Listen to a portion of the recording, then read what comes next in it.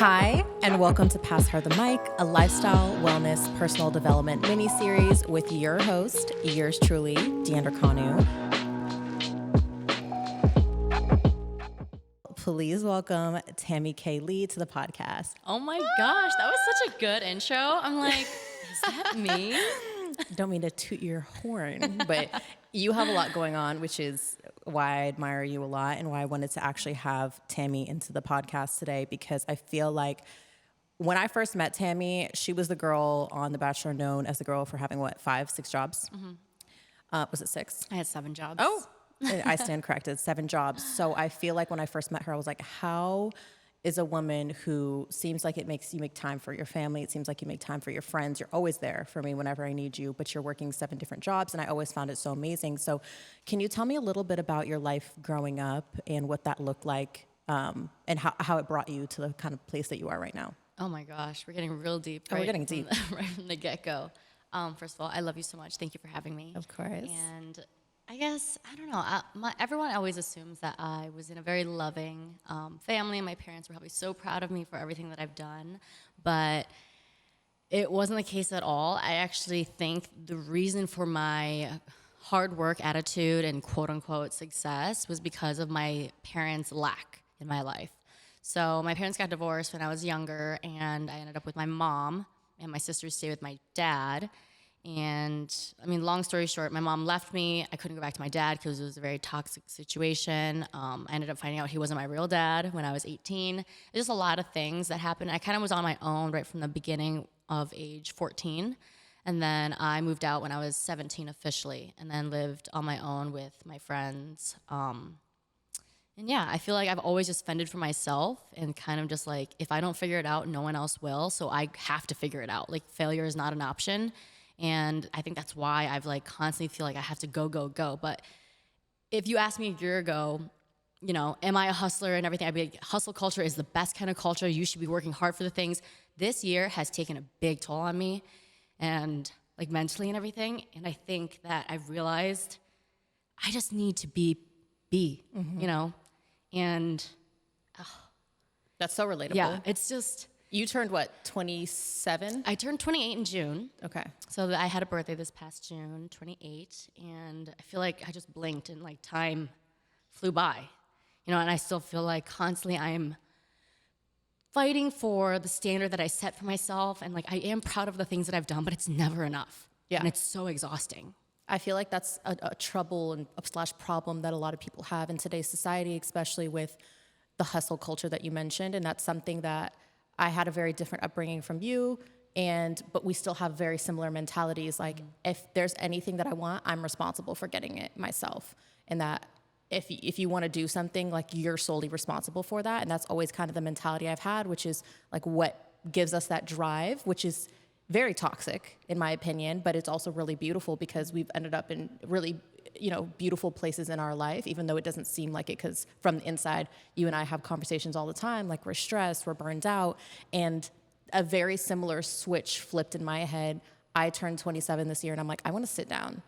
I don't want to push. I don't want to grind. I don't think it's cute. I don't think it's healthy. I feel like the stress like messes with our mental health, with our physical health, and so many different things. But for a lot of women who are listening, what does that look like now? So do you still have 7 jobs?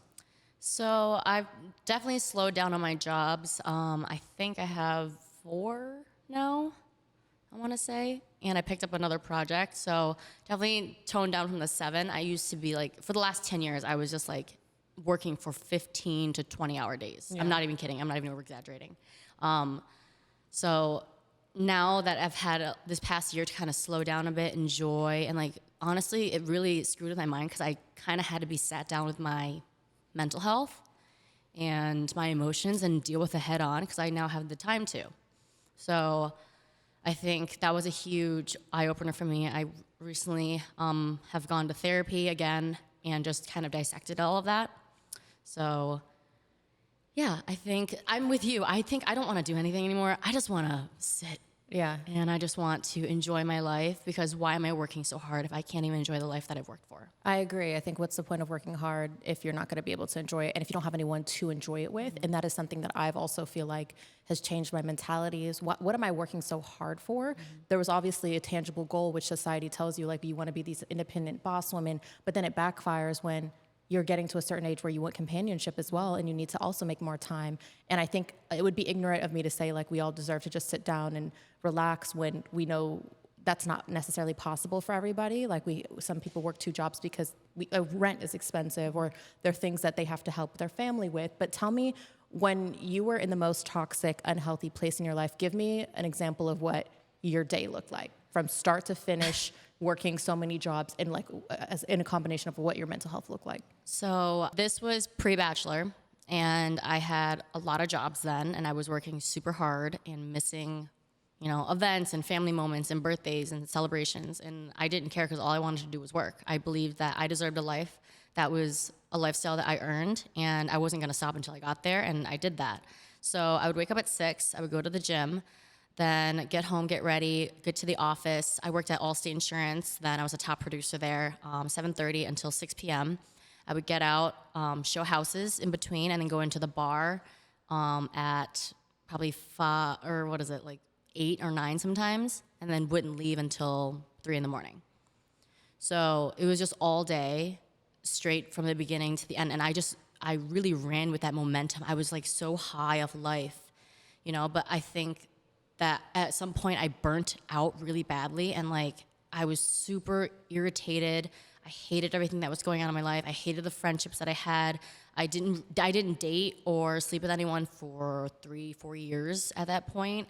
It was just, I was unhappy, and I felt like I could make myself happy with the rewards that I was getting at work and the accomplishments that I did being a top producer in real estate and insurance and doing everything. And everyone's like so God after me of how I'm working so hard and like I'm living the life and I'm doing it all. And I can't believe I'm so impressive. But I was hurting so badly.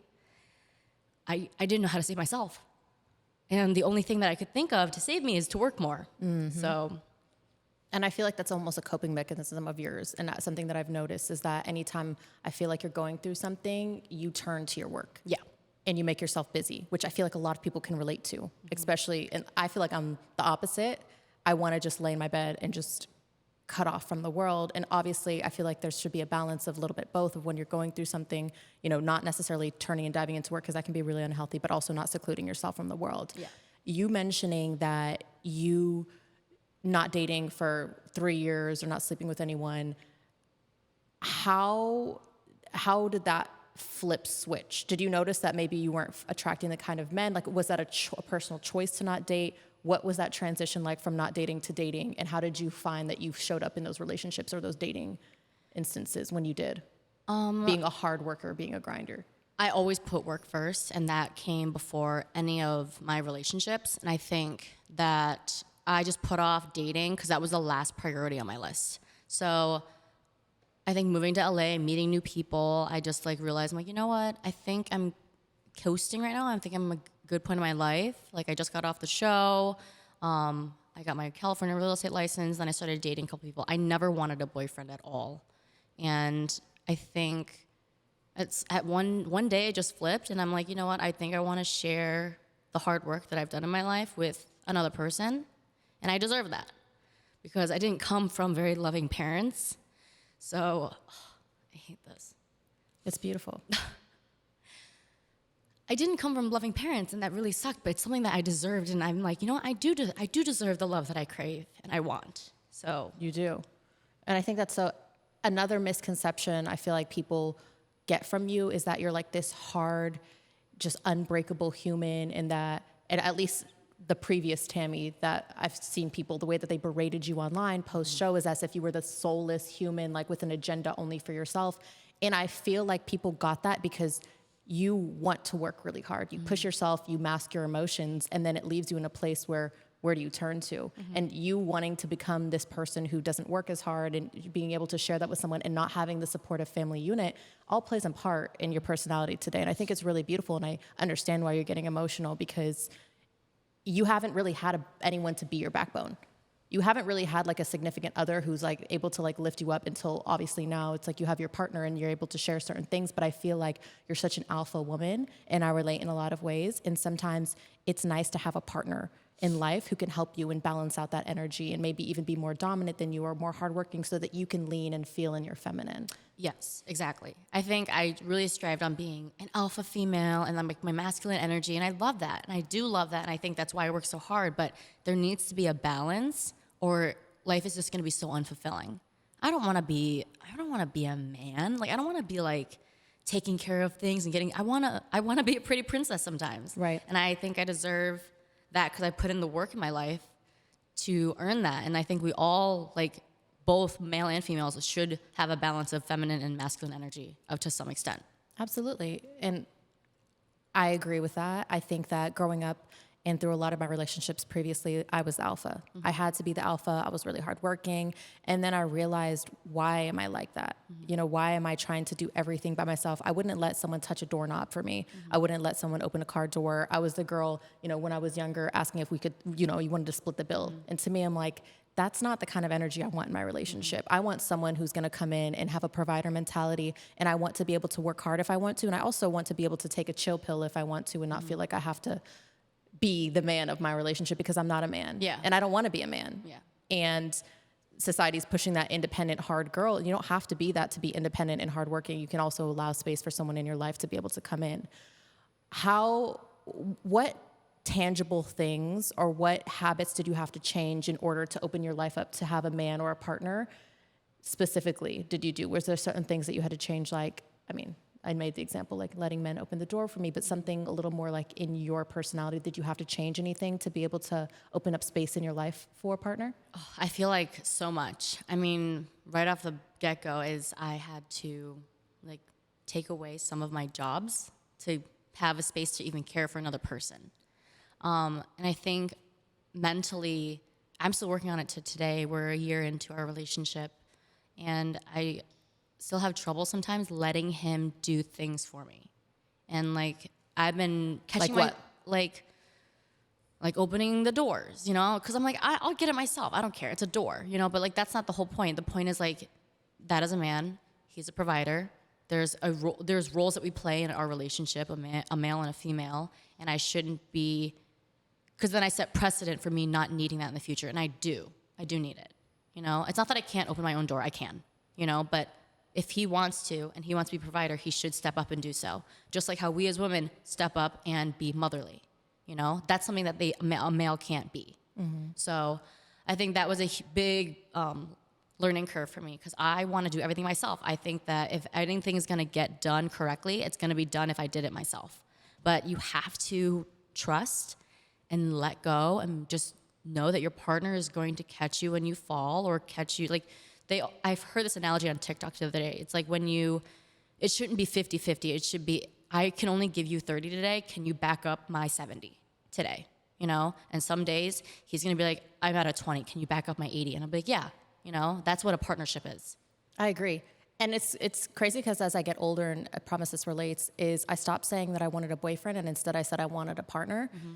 Because to me, a boyfriend was someone to like be there and like have fun with in my mind when I was younger, and a partner is someone to like support you and grow with you and help you and see beyond just the roles that society tells you. Like I do believe that it's not 50-50 because I don't always have 50 to give or I don't always have 100 to give or I don't have 20 to give. And it's about finding someone who understands the ebbs and flows of what you're going through and is able to step up and compensate as well as receive vice versa whenever the going gets tough and the tough gets going. And it's like this fluctuation. I don't know if you heard this, but Michelle Obama was saying she dated and now is married to Barack for so long, but their relationship's never been 50-50. Sometimes it's her giving 70% and he gives 30, especially when he was running for presidency. And some years she feels like she's giving 90 and he's giving 10. And then some years he's giving 50 and she's giving 50. You know, it's a power play dynamic and it's not something that is just linear. Right. So I really understand that. I really respect that. One thing that I feel like is very relevant to a lot of people these days is staying on course and how to stay on course when you feel like maybe you're not doing what other people are doing. Social media obviously plays a part into this, and staying motivated to be disciplined and show up for work, or feeling like you have a passion and you're not doing that in alignment and everything that goes into that. How do you feel about that? How do you stay motivated? How do you feel like you have your work, you're moving with purpose? What does that look like? Oh my gosh, this year especially was a really big teaching point for that because I was good. I was successful. I was doing everything that I wanted to do, really good at it. I've won multiple awards. And then when I moved here, I guess like my ego kind of took a hit a bit because I'm joining a new market, a Los Angeles real estate market, in the worst time the economy has been in the last 3 years. So that was like, I went from selling 3 to 5 houses a month to I just sold my first one and closed it this past June. You know, so it was like, am I a loser? Like, why I can't stay motivated? I'm just like, I'm trying and I'm working hard and nothing is coming out. So like, what am I doing? And the last time I felt this way was my first year in real estate, and I did only one deal that my first year, and I was 21. And I'm like, oh my gosh, this is not for me. Like, it's so freaking tough. But you have to celebrate the small wins along the way, or you're gonna drive yourself nuts, and that's what's gonna burn you out. So I teach a mentorship for real estate agents in New York and Florida, and I have a new agent who this is her first year in real estate and in general, and I can relate to her because I'm like, I entered a new market as well in this year, and it's tough and it's hard to stay motivated, and you're like, you're doing the work but you're not seeing results. So it's like, what do you do? Do you keep going? Do you try to find something else? Like, you're not getting paid. Like, real estate is very cutthroat because you're not gonna live off a salary. You have to live for yourself, and you do the work of how much money you want to make this year.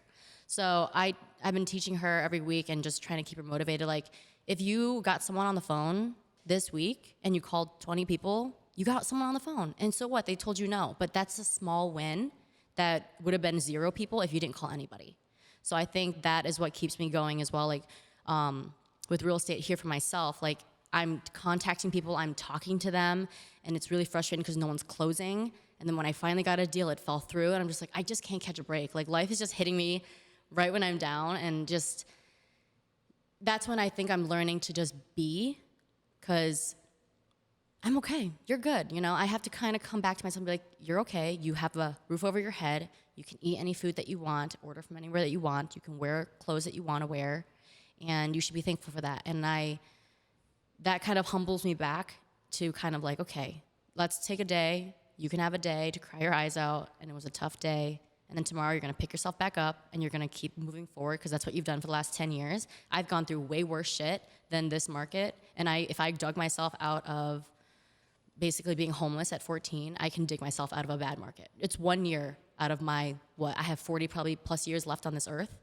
So I think that is the biggest thing. It's just celebrating the small wins. You know, if you got up today and you made your bed and that was it, freaking celebrate. I mean, sometimes it really is that tough mentally when you're just like, I cannot get out of bed this morning, you know? I agree. And I don't think that should be an excuse for laziness, but you have to keep that balance with yourself. Like, you keep yourself accountable only. When you go to the gym and you do that last rep, and you're like, I don't want to do this last rep, no one's going to tell you that you didn't do it. Only you know that you didn't do the last rep, but that rep counts. So I think you're cheating yourself if you don't keep yourself accountable. I like that. I think self-discipline plays into that. I think it's celebrating the small wins. I also think it's reflecting. Mm-hmm. That's really important. That's something that I do with you. That's what I do with my other friends. And I think keeping a really great circle of people around you is very important, especially if you're working towards a goal. It doesn't have to be a big circle. It could be 1 or 2 people, but just to review and reflect what you've been through. And that's something that I do with you a lot is I look at my life last year. What did my life last year look like versus what it looks like now? And even just moving into an apartment yourself or moving into a new city, it takes people years. Sometimes they never even do it. Sometimes they never even do it. So for anyone out there who's listening and is thinking, I'm not doing enough, or I feel like my life is not progressing, where were you last year? Mm-hmm. And if you're in the same place, of course, let's reevaluate and figure out what do you want to do and how can you start making these changes today to get where you want to be a year from now, and take very small steps. Even something like this podcast. I felt like working in LA, like I still work full time. I do the influencing thing. I was feeling very out of alignment. And podcasting, talking to people, hosting is my passion. And I look at last year, I'm like, what was I doing last year and how is it different from now? And now I can't wait to see what next year looks like, starting something that I'm so passionate about.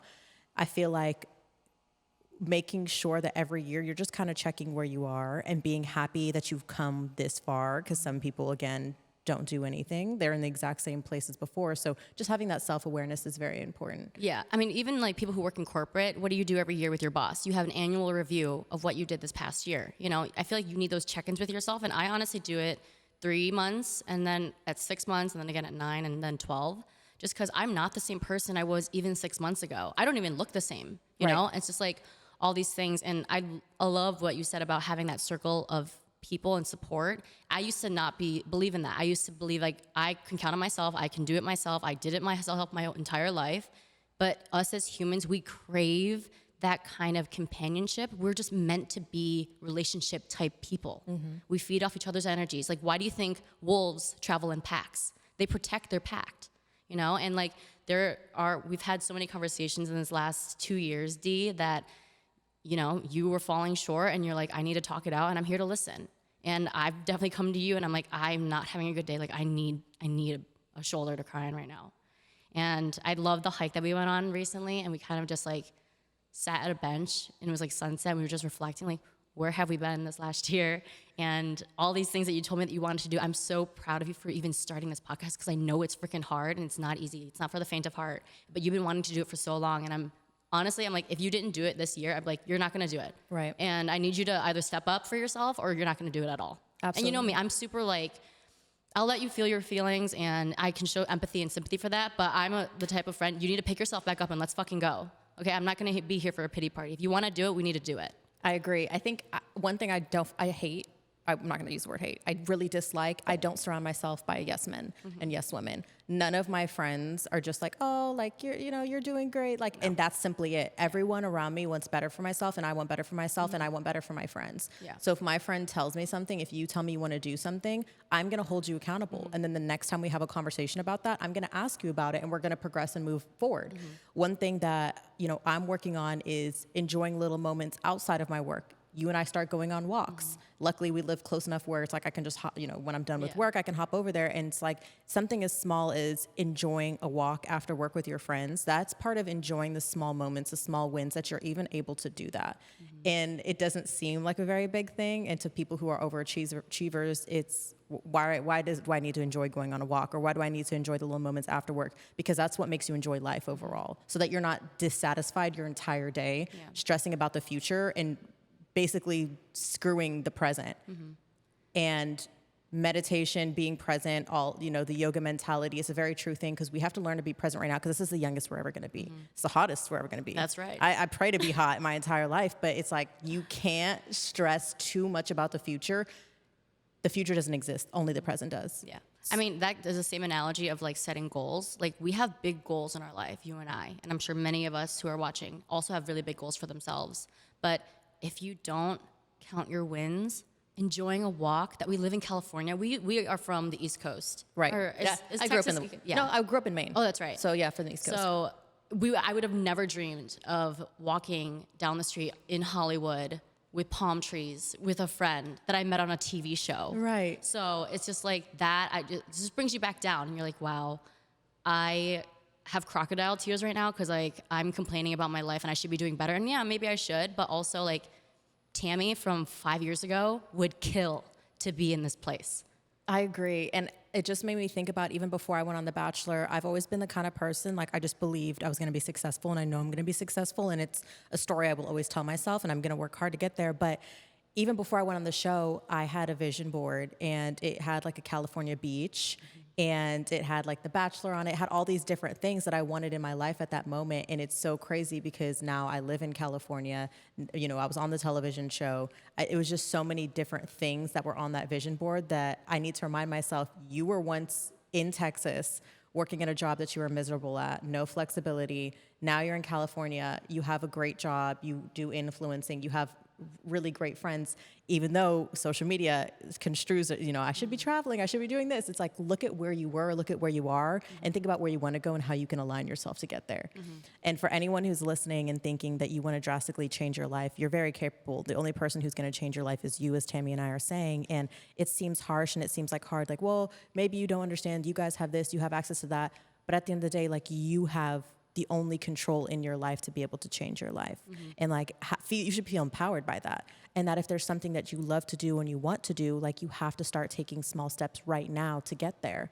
And I was actually going to ask you about this because I feel like people say like, find your passion and then work on your passion really hard and that's going to make you money. How do you feel about that phrase and that saying? Do you think it's a toxic saying? Do you think it's true? What are your emotions around that saying? I mean, I think it's true to some extent. I think you should work your job, and your job should support the lifestyle and your dream. And then you pivot, you know, because your dreams are not going to be done overnight unless you are a trust fund baby and have that access and privilege. But I mean, at one point, I didn't think I was even going to make it to my next meal. And I think like coming from such a very humbling upbringing and like, yes, everyone sees my success now and overnight, oh, she became whatever, famous, if we even want to call it famous, like on TV and like is successful now. But that didn't happen overnight. That came with a lot of tears, hard work, blood, like everything that pulled into a factor of like my life now. And even then, like I'll look back probably in 10 years from now and be more successful than I am now and think about how like this was my beginning start here. You know, there's always a beginning. If you don't step up and just do day one, you're never going to get where you want to be. Yeah.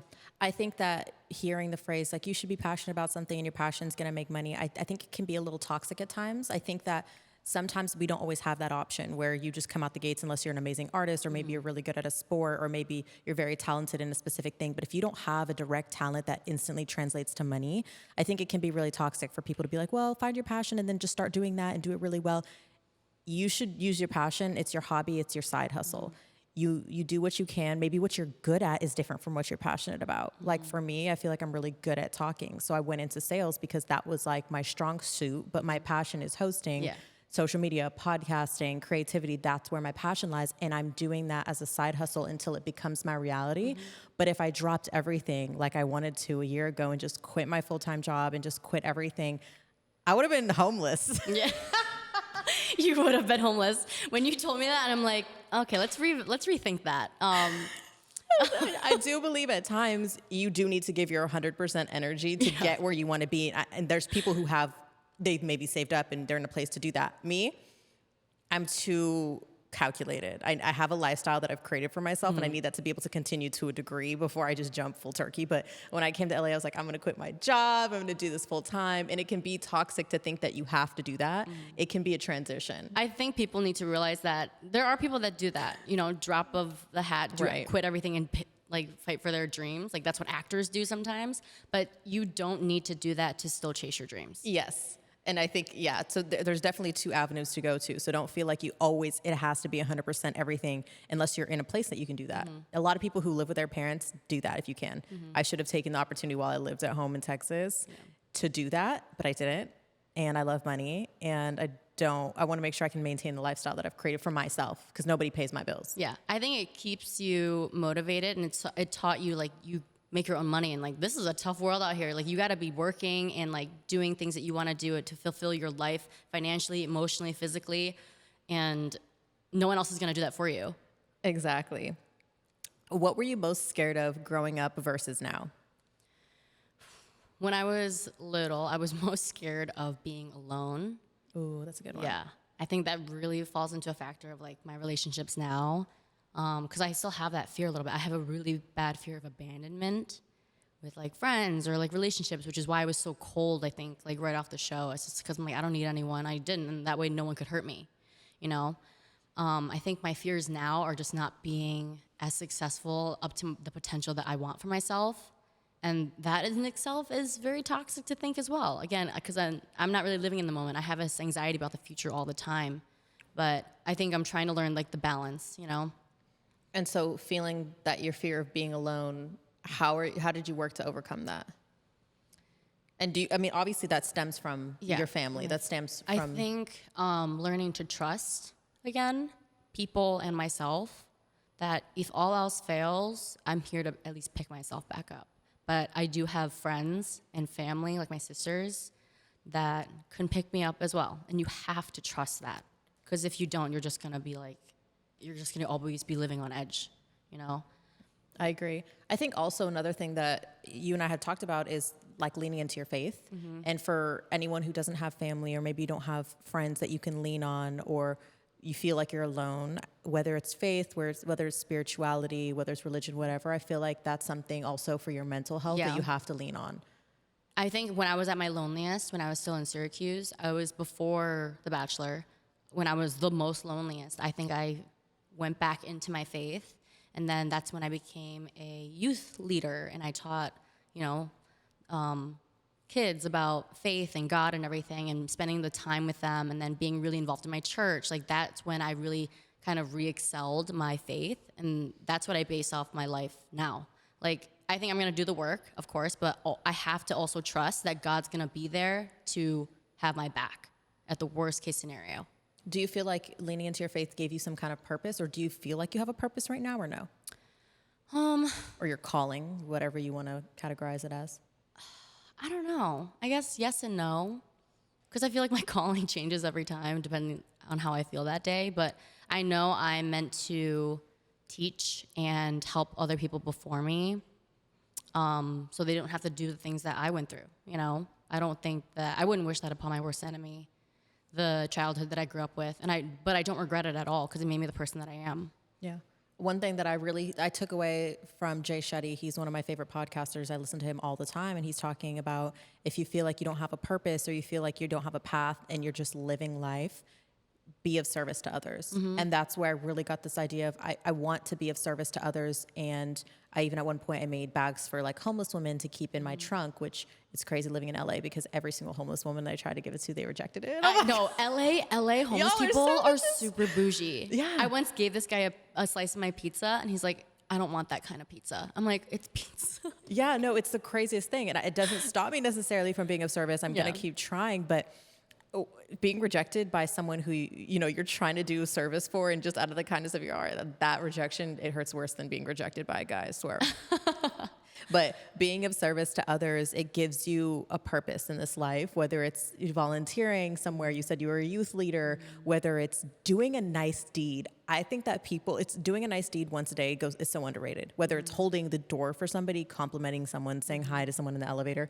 California is the craziest place because in Texas, in the South, you get in an elevator with someone, you're, hi, how are you? Hope you're well. Have a great day. In California, when I do that, I don't know if you experience that too, people do not talk, and they're weirded out when you talk to them. And you know what? I think I've learned I am going to be weird. I am freaking weird. And if that makes your day, if it makes 1 out of 10 people that I say have a good day to have a good day, then it's worth it. Like, you don't realize what people are going through, and like sometimes a small compliment could change the world. I remember when I first moved here and I was like going to Target or whatever, I was wearing this like black dress that was like really skin tight. And like, I think I always will suffer with body issues, naturally. But this woman came up to me, this sweet old woman. She's like, your body looks phenomenal. And I'm over here like holding bananas and oranges. I'm like, thank you so much. I literally went in my car and I cried. I'm like, if someone else can see the beauty in me randomly, like she owed me nothing, right? Then I really need to start seeing that kind of beauty in myself. I agree. So I think if you're listening to this podcast and you're feeling like you're lost and you have no purpose, do something nice for someone. Something as small as a compliment, something as small as how are you, something as small as hi. Even when I'm walking down the streets, I'm smiling at people, even though they glare at me here in California. Do it because it's not for the other person's reaction. It's for yourself contributing to society and being the change and making someone's day. There's 2 questions that I always ask my guests every single podcast. The first one is, what is a big insecurity of yours and how did you overcome it? I feel like I have so many insecurities. It could be physical, spiritually, mentally, anything. Gosh, I don't know. Let me see here. I have so many insecurities. Everybody has insecurities, but is there one specifically that you felt you had and that you overcame and that you were like, well, now I look at it completely different? Even if it's something as being around like a lot of women and like befriending women or, whatever it may be. Oh, this is hard. Let me think. Hold on.